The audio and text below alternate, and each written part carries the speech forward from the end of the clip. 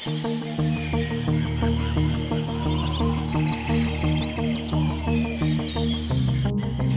30 salah satu kawasan jamrut khatulistiwa milik Indonesia.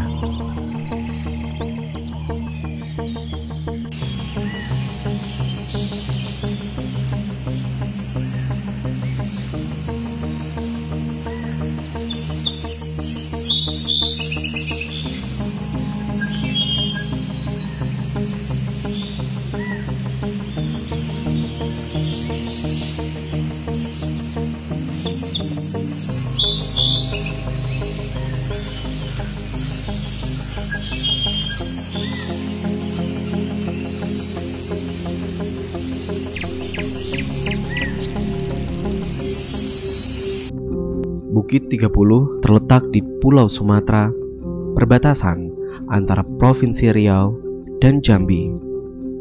Hutan di lanskap Bukit 30 telah tumbuh selama ribuan tahun dan merupakan salah satu tempat dengan ekosistem yang paling beragam di dunia. Terdapat 193 jenis burung, 80 mamalia, dan 1.500 jenis flora. Di antaranya terdapat satwa-satwa liar yang dilindungi seperti harimau Sumatera, orangutan Sumatera, gajah Sumatera, beruang madu, macan dahan, kucing hutan, kucing batu, kucing emas, anjing hutan, dan tapir.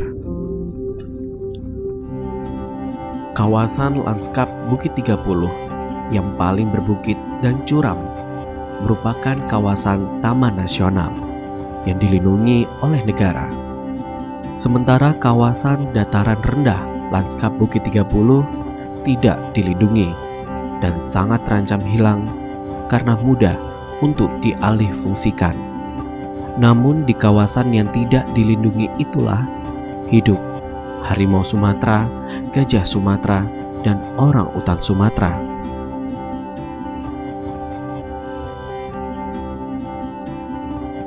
Kawasan Taman Nasional Bukit 30 yang berbukit-bukit curam membuat satwa-satwa liar kesulitan melaluinya dan lebih memilih untuk hidup di kawasan dataran rendah lanskap Bukit 30 yang tidak dilindungi.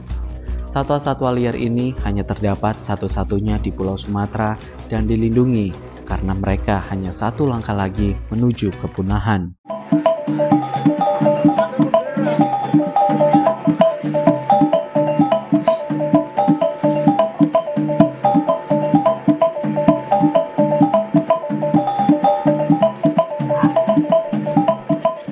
Selain memiliki keberagaman flora dan fauna, kawasan lanskap Bukit 30 juga menjadi rumah bagi beberapa kelompok suku masyarakat.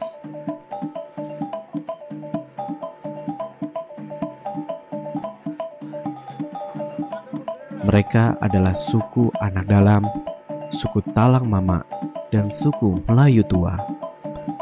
Suku-suku tersebut hidup dengan adat istiadat dan budaya yang masih relatif tradisional. Mereka menggantungkan hidupnya dari hasil hutan sejak ratusan tahun lalu.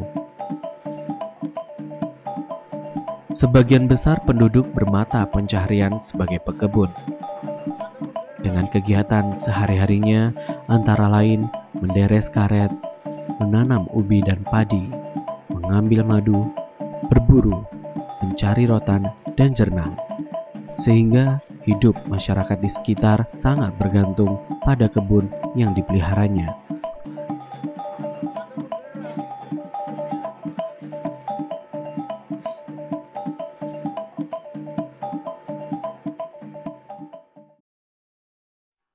Sejak dulu, kehidupan di hutan lanskap Bukit 30 ini terasa damai.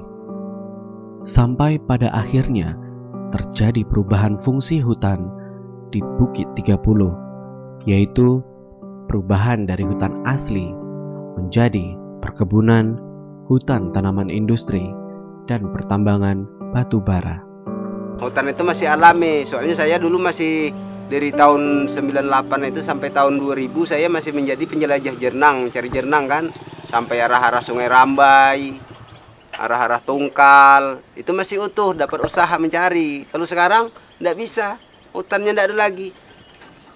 Cuma yang ada hutan sekitar kami sinilah lagi. Kalau dulu hutannya masih utuh, dengan adanya masuk perusahaan-perusahaan tentu hutannya banyak banyak yang digunduli lah begitu caranya kan. Seluruh hutan habis dibabatnya. Ya tentu menyempit juga ke masyarakat kan.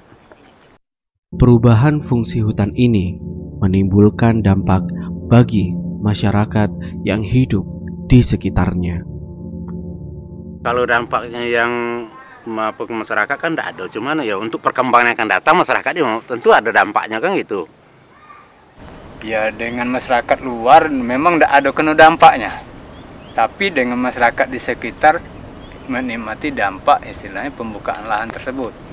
Terutama kalau dulu airnya jernih, kalau sekarang agak merah-merah, itulah yang kami nikmati kan. Selain berdampak pada masyarakat sekitar, perubahan fungsi hutan secara besar-besaran ini juga berdampak pada satwa-satwa yang tinggal di dalamnya. Satwa-satwa liar yang biasa tinggal di dalam hutan tersingkirkan oleh aktivitas manusia. Habitat dan sumber makanan mereka pun berkurang. Perubahan fungsi hutan yang dilakukan oleh perusahaan maupun masyarakat adalah pemicu terjadinya konflik manusia gajah yang terjadi di lanskap Bukit 30 ini. Akibatnya satwa yang kehilangan tempat tinggal itu mencari makan ke kawasan perkebunan atau dekat permukiman yang sebelumnya merupakan habitatnya.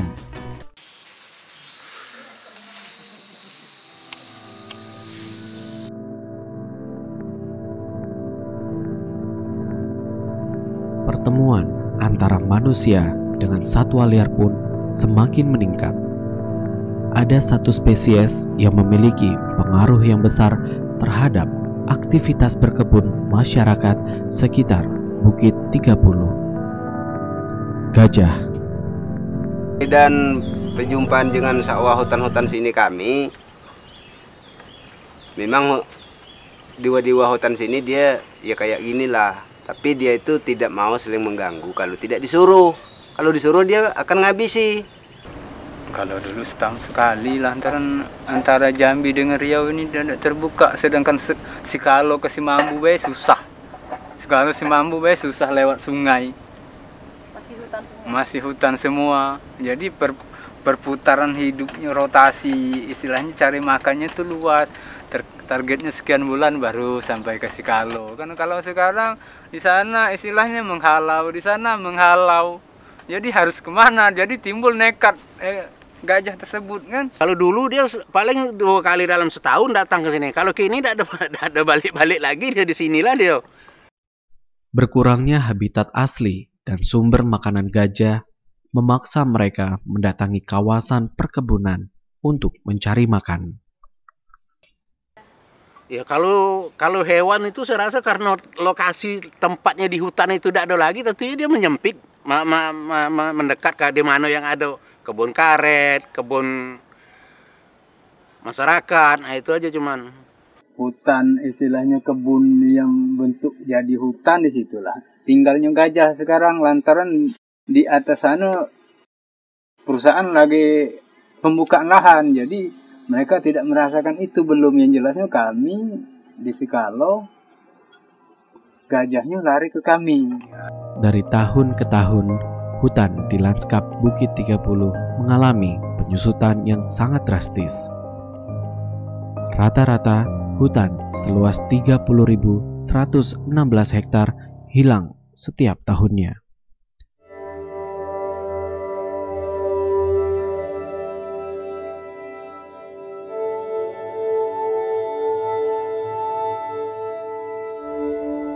Setiap hari, gajah dewasa memerlukan makanan 5% dari berat tubuhnya, yaitu antara 100 sampai 200 kg. Minum sebanyak 50 liter dan wilayah jelajah yang luas hingga 166,9 km persegi. Sehingga kelompok kecil gajah saja butuh berhektar-hektar hutan untuk menghidupinya. Saat ini area jelajah yang telah digunakan oleh gajah sejak dulu banyak yang telah menjadi gundul. Perubahan fungsi hutan ini adalah pemicu terjadinya konflik manusia-gajah.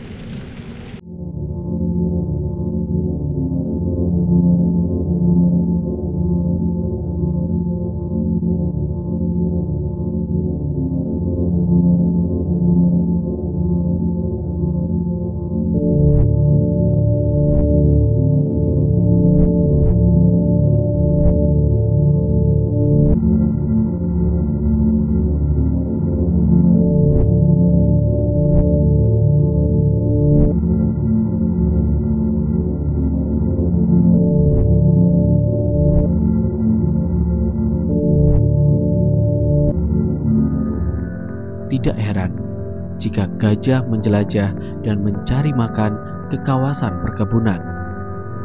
Perambahan hutan secara besar-besaran dalam waktu yang singkat mengakibatkan areal jelajahnya amat menyempit. Kawasan yang tersisa hanyalah hutan yang berbatasan dengan perkebunan masyarakat. Kedatangan gajah ke kebun memberikan kerugian bagi pekebun. Gajah memakan tanaman kebun, kadang juga menginjak dan menumbangkan tanaman. Kebun sawit saya 186 batang, 3 sekok gajah 3 jam selesai. Kerugian itu tidak bisa terhitung lagi. Ini masih konflik gajah yang berkepanjangan sampai sekitar 10 tahun. Jadi sawit di sini tidak bisa untuk diambil hasilnya karena habis oleh serangan hama gajah. Konflik manusia gajah di lanskap Bukit 30 telah menimbulkan kerugian bagi masyarakat sekitar, serta mengancam keberlangsungan hidup gajah. Sejak beberapa tahun terakhir telah ditemukan gajah mati dalam kawasan lanskap Bukit 30. Pemeriksaan medis menunjukkan bahwa gajah mati akibat racun yang dikonsumsinya. Ada sakwa di dalamnya, ya. Yang jelasnya kami sudah terancam, Bu. Kalau dulu tidak terancam dan juga sakwanya pun ikut terancam. Tanaman kebun seperti sawit atau karet membutuhkan waktu 4 hingga 6 tahun dari awal penanaman sampai bisa dipanen. Kedatangan gajah di tengah masa pertumbuhan itu membuat masyarakat frustasi, karena dalam sekejap gajah mampu menghabisinya. Karena jangka itu terlalu panjang sampai lama berpuluh tahun, orang lama-lama sampai kehabisan semangat. Bahkan lama-lama orang nggak ada lagi yang menghalau gajah.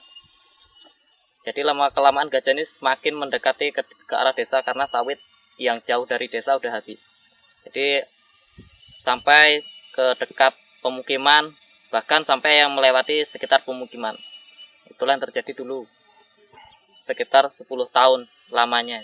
Bahkan dulu setiap satu desa ini dulu kan terdapat sekitar 10 RT. Jadi setiap harinya ini satu RT ini harus keliling di tepi antara kebun dengan hutan untuk menanggulangi gajah. Bahkan orang yang tidak berangkat itu akan didenda sebesar 50.000. Tapi karena sistem cuaca dan jalan yang tidak menentu, orang ini tetap lama-kelamaan semakin habis, yang PK itu semakin kurang, dan akhirnya kegiatan itu pun dihentikan karena tidak bisa menjamin keberadaan kebun yang kena serangan gajah. Selain itu, terkadang gajah juga tertarik dengan adanya makanan di dalam pondok. Maka ada beberapa pondok yang rubuh karenanya. Biasanya pondok yang dihampiri oleh gajah adalah pondok yang tidak berpenghuni, karena sesungguhnya gajah Bukit 30 ini adalah satwa yang cinta damai dan sebisanya akan menghindari interaksi dengan manusia. Meskipun begitu, manusia harus tetap waspada ketika bertemu dengan gajah. Gajah memiliki insting untuk mempertahankan hidupnya. Ketika gajah merasa terancam akibat jarak yang terlalu dekat dengan manusia, gajah mungkin akan menyerang. Akibatnya, manusia bisa saja terluka atau bahkan mati ketika gajah mencoba melindungi dirinya. Sama halnya dengan manusia yang juga ingin mempertahankan hidupnya. Dia pakai rotasi, istilahnya di mana jalannya itulah dia yang dia lewati. Kalau sekarang tidak menentu lagi, di mana dia merasa aman, walaupun dia buka rotasinya, dia akan tempuh itu. Untuk apapun resikonya dia tempuh kan, lantaran di situ ada makanan gitu. Jadi perputaran hidupnya, rotasi, istilahnya cari makannya itu luas. Targetnya sekian bulan baru sampai ke Sikalo. Kan kalau sekarang di sana istilahnya menghalau, di sana menghalau. Jadi harus kemana? Jadi timbul nekat gajah tersebut kan. Paling sering itu 2 kali setahun. Tapi gampang dihalau. Kalau kini tidak mau dihalau lagi. Tempatnya lari itu tidak ada lagi. Tempat yang nak nginap itu tidak ada lagi. Saya rasa mulai dari tahun 2000-an lah. Dari tahun 2003 inilah. Sampai sekarang. Sekarang cuma di sini yang ada hutan, dia mau hidupnya di hutan. Pasalah dia ngamuk kan. Ngamuk yang habisnya kebun kami lah. Terpaksa cari makan.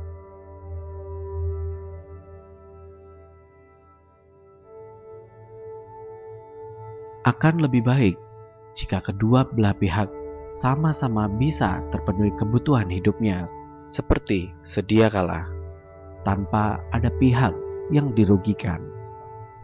Apalagi sekarang status keberadaan gajah sangat terancam punah. Oleh karenanya, di Indonesia, gajah dilindungi negara melalui Undang-Undang Republik Indonesia Nomor 5 Tahun 1990 tentang konservasi sumber daya alam hayati dan ekosistemnya. Gajah merupakan mamalia darat terbesar yang melahirkan dan menyusui seperti manusia. Usianya dapat mencapai hingga 70 tahun di pemeliharaan. Mereka satwa yang sangat pintar. Berat otaknya saja mencapai 5 kg. Kepintaran gajah sering disejajarkan dengan orangutan maupun lumba-lumba. Gajah tidak pernah lupa. Itu istilah yang sering dipakai untuk menggambarkan daya ingat gajah yang luar biasa. Gajah dapat belajar serta menganalisis situasi di sekitarnya. Layaknya manusia, gajah juga merupakan makhluk sosial yang hidup berkelompok, berkomunikasi, dan saling membantu satu sama lain. Gajah betina selalu pergi berkelompok bersama dengan saudara dan anak-anaknya. Dipimpin oleh satu gajah betina yang paling tua atau yang paling berpengalaman. Selain mencari makan bersama, kelompok gajah betina bekerja sama mengasuh dan menjaga anak-anak mereka. Gajah memiliki masa perkembangbiakan yang lama. Gajah betina akan mengandung selama 22 bulan. Setelah anaknya lahir, gajah akan mengasuh anaknya selama 4-6 tahun. Setelah itu, barulah gajah betina dapat bereproduksi kembali. Jika ada satu anak gajah sedang terancam bahaya, maka induk gajah lainnya turut membantu anak tersebut. Bagi anak gajah jantan, mereka akan meninggalkan kelompok di usia 12-15 tahun. Gajah jantan biasanya hidup sendiri atau dalam kelompok kecil dengan jantan lainnya. Tapi terkadang gajah jantan juga bergabung bersama kelompok betina untuk kawin. Gajah memiliki berbagai cara untuk berkomunikasi, baik melalui penglihatan, penciuman, maupun pendengaran. Selain itu, gajah juga dapat berkomunikasi menggunakan suara infrasonik dengan jarak komunikasi dapat mencapai 5 km. Mereka dapat mengutarakan perasaannya, seperti berpelukan penuh kasih sayang, dengan mengaitkan belalainya satu sama lain, menunjukkan penghormatan dengan kembali ke tempat matinya kerabat atau gajah yang pernah dicintainya, serta diam di situ beberapa saat sambil menyentuh sisa tulang dan gading menggunakan kaki dan belalainya dengan lembut penuh kasih sayang. Kalau Datuk Gedang itu gajah, Datuk Belang itu harimau. Dulu gajah itu di sini memang dari sejak awal Datuk nenek kami gajah ada di sini dan manusia kami Datuk nenek kami ada di sini. Hutan sangat berguna bagi kehidupan manusia. Hutan mampu menghasilkan bahan makanan manusia, menyimpan air hujan untuk manusia, serta hutan mampu menyerap karbon dioksida yang dihasilkan oleh manusia, kemudian menukarnya dengan hasil oksigen untuk manusia bernafas. Bukan hanya untuk manusia saja, hutan juga merupakan rumah bagi satwa-satwa liar. Sedangkan satwa-satwa liar ini juga sangat berpengaruh terhadap kelestarian hutan tersebut, mulai dari serangga yang membantu penyerbukan tanaman, satwa pemakan tumbuhan dan buah-buahan sebagai penyebar benih, dan satwa pemakan daging di rantai makanan teratas untuk menjaga keseimbangan populasi. Semua bagian dari ekosistem hutan, termasuk manusia, saling bergantung antara satu dengan yang lainnya. Jika ada satu bagian dari ekosistem hutan ini yang hilang, dampaknya sangat besar. Seperti serangga, burung, dan kelelawar. Tanpa adanya mereka, manusia akan kelaparan karena sepertiga penyerbukan tanaman dilakukan oleh mereka. Begitu juga semua makhluk lain berperan dalam menjaga keseimbangan ekosistem. Ketika gajah berjalan, jejak kakinya membentuk lubang-lubang air yang membentuk kehidupan baru. Ketika ekosistem hutan tidak seimbang, bencana seperti kekeringan, banjir, dan tanah longsor mengancam keberlangsungan hidup manusia.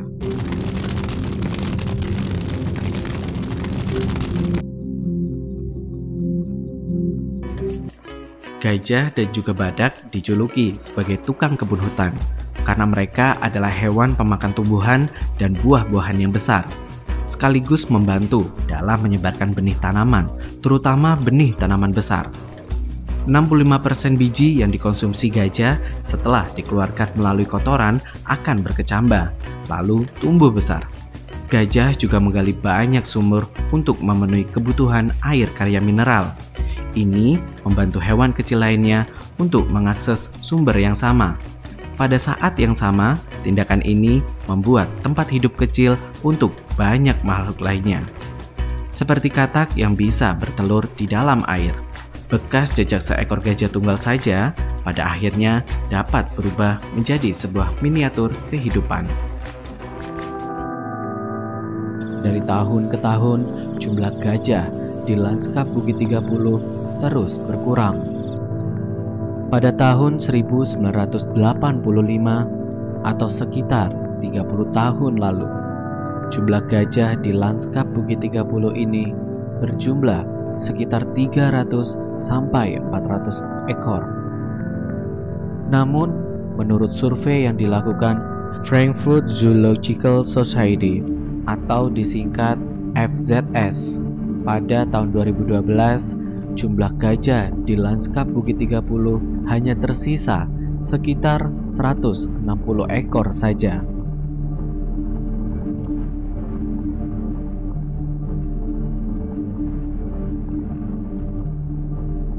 Jika gajah punah, maka hutan tidak lagi memiliki tukang kebun yang membantu hutan untuk melestarikan pepohonan dan tumbuhan lainnya secara alami. Sebagai salah satu pencegahan terjadinya konflik manusia gajah di lanskap Bukit 30, Frankfurt Zoological Society membantu mengawasi keberadaan gajah setiap harinya. Saat ini di lanskap Bukit 30 terdapat 4 ekor gajah betina dan seekor gajah jantan yang telah dipasangi kalung GPS atau alat untuk mendeteksi posisi. 5 gajah tersebut bernama Freda, Ana, Dadang, Cinta, Ginting. Setiap gajah mewakili kelompok gajah berbeda yang berada di lanskap Bukit 30. Namun tergantung pada kondisi hutan ataupun makanan. Gajah mungkin saja terpecah menjadi kelompok yang lebih kecil ataupun bergabung menjadi kelompok besar. Mungkin kan istilahnya bersama sekali-kali misah dia kan. Untuk kebutuhan istilahnya untuk kebutuhan hidupnya gotong royong terus cari makan tidak mungkin kan. Nah, jadi sekali-kali misah, dari misah itulah istilahnya posisinya tidak menentu. Kalung GPS mengirimkan informasi keberadaannya ke satelit. Informasi dari satelit tersebut akan diakses melalui komputer FZS. FZS pun mengetahui keberadaan gajah yang menggunakan kalung GPS. FZS akan memberikan informasi posisi gajah pada masyarakat sekitar melalui SMS sebagai bentuk sistem peringatan dini. Dengan harapan ketika informasi posisi gajah telah diketahui, masyarakat dapat menjaga kebunnya sebelum gajah mendekati kebun. Pada umumnya gajah memiliki rute tradisional yang akan selalu dilewatinya.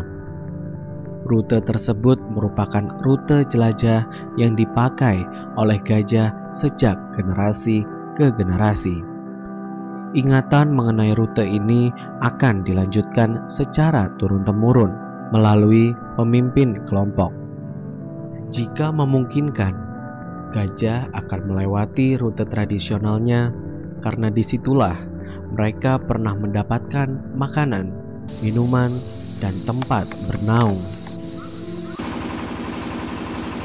Ternyata di kawasan hutan lanskap Bukit 30 terdapat tempat yang sejak dahulu telah dikenal masyarakat sekitar sebagai tempat gajah bernaung. Salah satunya adalah tempat yang bernama Benteng Gajah. Benteng Gajah ini terletak di Dusun Tuo Sumai. Menurut masyarakat sekitar, Benteng Gajah sudah ada sejak ratusan tahun lalu, bahkan sebelum Masehi. Jatuhkan Benteng Gajah itu di paritnya, dibuat parit bandar untuk jalan gajah tuh. Kalau yang benteng itu kami cuma dapat sejarahnya. Sampai 100 lebih saja. Banyak dengan gajah dulu. Itulah contoh salah satu rute yang kemungkinan besar akan berulang kali dilewati oleh gajah. Maka masyarakat harus selalu waspada terhadap kedatangan gajah ke dalam kebunnya.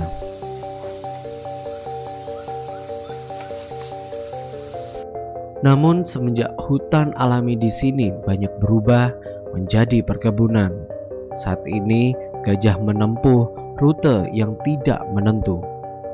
Mereka hanya berjalan mengikuti keberadaan persediaan makanan yang tersisa akibat perubahan ini. Frankfurt Zoological Society atau disingkat FZS adalah lembaga yang bergerak dalam bidang konservasi satwa. FZS bertujuan membantu masyarakat sekitar lanskap Bukit 30 agar mampu mandiri dalam menyelesaikan konflik antara manusia dan gajah yang terjadi. Sejak tahun 2010, FZS telah melakukan beberapa upaya, antara lain memantau keberadaan gajah dan menginformasikan posisi gajah kepada masyarakat sekitar sebagai bentuk sistem peringatan dini. Kalung GPS yang dipasang pada gajah akan mengirimkan data koordinat kepada FZS melalui satelit hingga data koordinat sampai pada komputer. Kemudian FZS menginformasikan posisi gajah kepada petani yang posisinya berdekatan dengan gajah melalui SMS. Dengan adanya upaya ini diharapkan agar masyarakat dapat berjaga lebih awal sebelum gajah semakin dekat, sehingga mempermudah masyarakat dalam menjaga rumah dan kebunnya. Namun kalung pelacak atau GPS collar ini memiliki masa pakai baterai dan mengandalkan satelit untuk mengirimkan data posisi gajah. Jika gajah berada di bawah hutan yang lebat, cuaca mendung, atau GPS di gajah tidak mengarah ke langit, maka kalung tersebut tidak bisa mengirimkan data. Kalung GPS pada gajah hanya dapat menginformasikan keberadaannya dan tidak dapat digunakan untuk mengendalikan pergerakan gajah. Selain itu, FZS juga mendampingi masyarakat agar mandiri dalam mengamankan kebun. FZS memperkenalkan dan memberikan pelatihan menghalau gajah dengan beberapa cara mudah, seperti sistem alarm atau sirine dengan tali penjebak, meriam karbit, pagar gajah, dan lain-lain. Masyarakat dapat menghindari adanya kerugian dengan menjaga kebunnya. Kita sedang membuat alarm untuk gajah, jadi nanti kalau gajah lewat ke sana ada sirene yang akan mengeluarkan bunyi cukup keras. Nah, kita coba lihat seperti apakah fungsi alat ini. Kita lihat gajahnya akan lewat, silakan.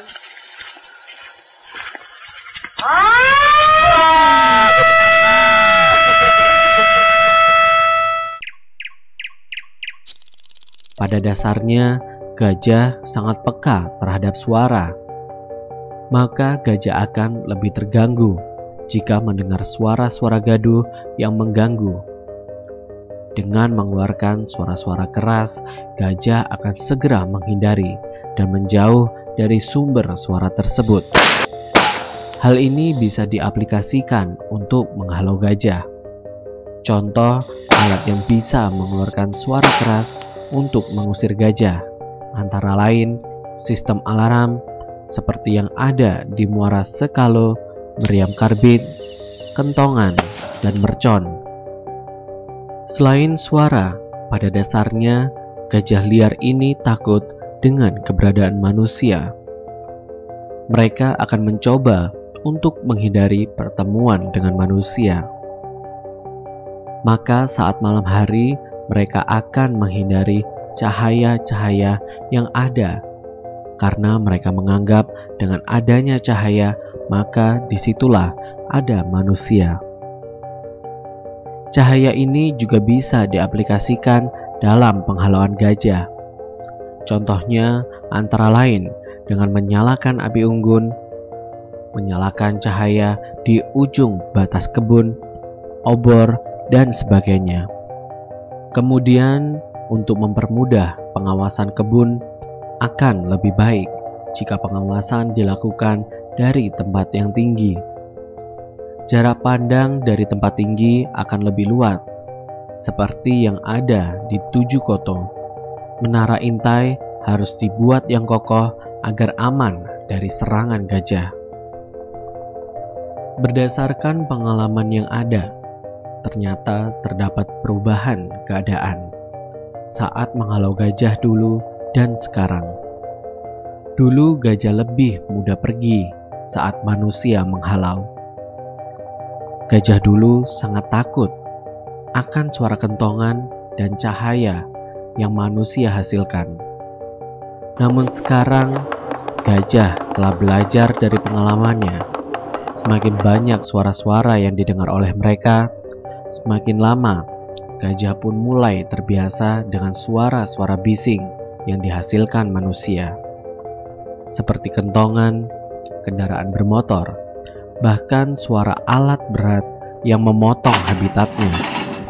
Maka gajah saat ini lebih sulit untuk pergi saat masyarakat mencoba menghalaunya.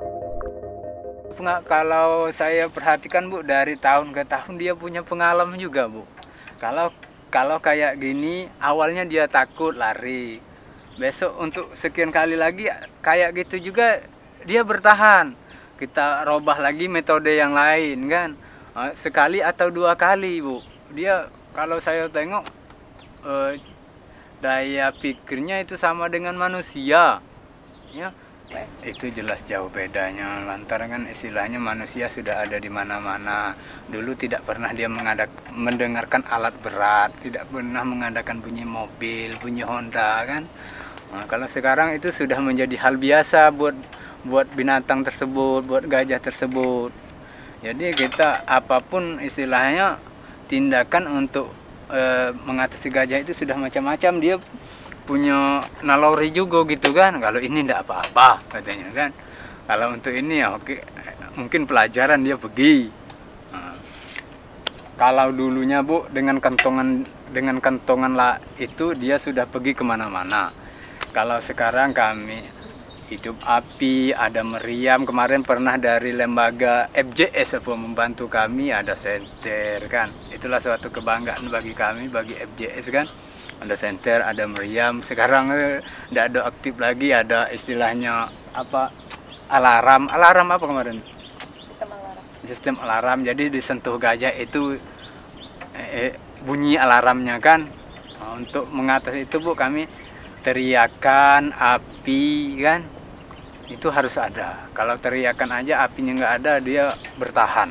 Nah, gampang dulu bikin kentongan, kita bikin obor, dibawa sana kan, dia lari. Kalau sekarang lari juga, tapi mana yang takut. Kalau udah takut gitu ya makan terus gitu.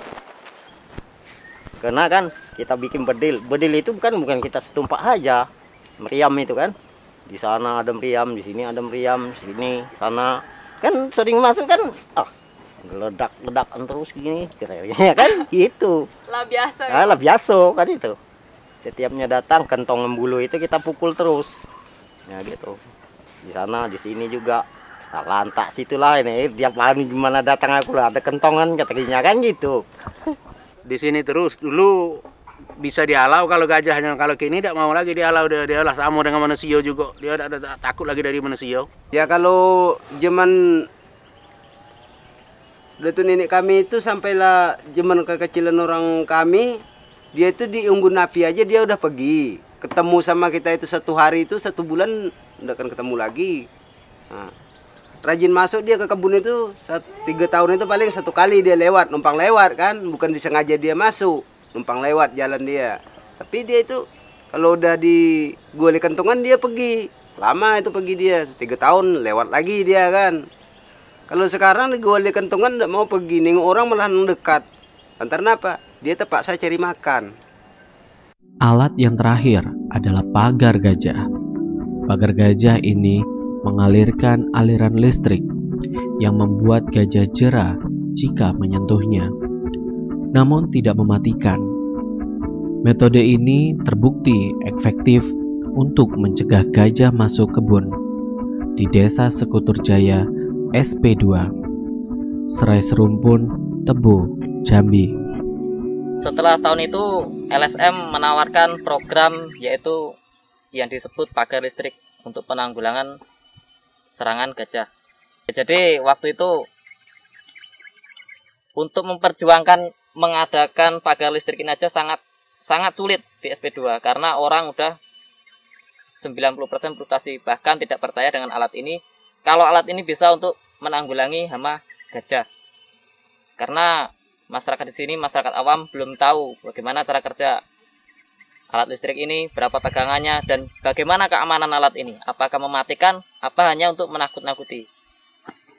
Jadi selama berulang kali LSM mengumpulkan warga untuk berkoordinasi mengenai pagar listrik dan akhirnya lama-kelamaan masyarakat sadar dan menyetujui bantuan pagar listrik yang diberikan oleh LSM. Itu sekitar tahun 2012. Nah, jadi setelah masyarakat sanggup untuk beriuran membangun tonggak untuk peletaan pagar gajah dan membuat camp yang dibantu oleh LSM. Jadi selama beberapa bulan LSM bersama petani, termasuk saya sendiri mengadakan penelitian-penelitian mengenai pagar listrik, keefektifan pagar listrik dan gajah. Bagaimana gajah mendekati pagar listrik dan apa reaksi dari gajah tersebut? Apakah dia benar-benar takut? Apakah dia tidak masalah dengan pagar listrik? Dan ternyata terbukti setiap gajah mendekat dan terkena pagar listrik, dia langsung pergi. Alhamdulillah sampai sekarang respon masyarakat ya sangat senang, merasa terbantu karena tidak harus setiap hari, setiap malam tidur di kebun. Karena sudah ada pagar listrik yang melindungi kebun dari serangan gajah. Sudah cukup efektif, cuma tinggal merawat dan mempertahankan apa yang ada. Nah sekali waktu itu sekitar tahun 2012 hampir akhir, saya patroli malam-malam untuk menutup pintu pagar gajah, untuk menutup pintu pagar listrik. Dan tanpa sengaja saya bertemu dengan seekor gajah yang menghadap ke arah pagar. Karena dia bertemu dengan orang, dia langsung berjalan mengarah pagar. Dan setelah dia menyentuh pagar, lalu dia menjerit dan berbalik badan, berbalik mengarah ke hutan. Masyarakat SP2 bergotong royong dalam mendirikan pagar gajah ini dari segi biaya, perawatan, dan pembuatan. Adanya kerjasama ini membuahkan hasil yang sangat efektif dalam menghalau gajah. Usaha penjagaan kebun yang dilakukan masyarakat dapat berhasil. Namun, untuk jangka panjang, tanpa adanya makanan dan tempat bernaung yang mencukupi, konflik manusia gajah tidak dapat terselesaikan. Gajah akan sangat kelaparan dan perlindungan kebun apapun tidak akan efektif lagi. Habitat yang mencukupi perlu dialokasikan untuk mencapai jalan keluar jangka panjang. Tidak kalah penting, dukungan serta kerjasama semua pihak terkait, seperti pemerintah, masyarakat, perusahaan swasta, dan lembaga konservasi satwa sangat diperlukan dalam rangka mencari solusi.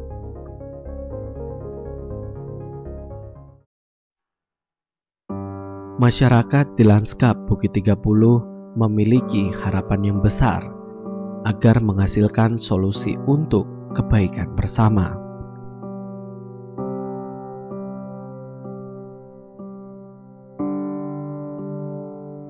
Harapan kami ditempatkan gajahnya selamat, manusianya selamat, pengusahanya di dalam selamat.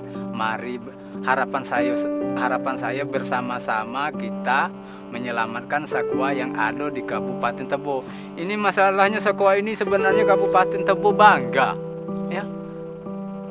Gajah yang ada di Jambi ini mungkin di Sekalo kan, di Kecamatan Sumai terutama Tebo, di Bungo kan nggak ada. Jadi ini salah satu aset.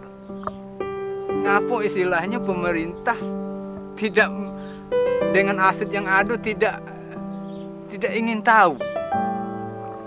Ya kalau bisa, karena musuh yang paling mendasar itu kan, yang paling berbahaya itu musuh kebun itu gajah. Ya kalau bisa gajah itu macam mana caranya pemerintah supaya dibikinkan satu tempat atau macam mana kan gitu. Atau memang kalau memang dipelihara nih jelas-jelas nih kan gitu ya enggak. Daripada macam kini itu. Ya harapan saya ke depan itulah gajah ini harus diamankan. Kalau tidak aman gajah yang menjadi urusan berkepanjangan, semerakat sama gajah terus. Ada itu lebih baik daripada menjadi urusan kepanjangan kan, habisilah semerakat.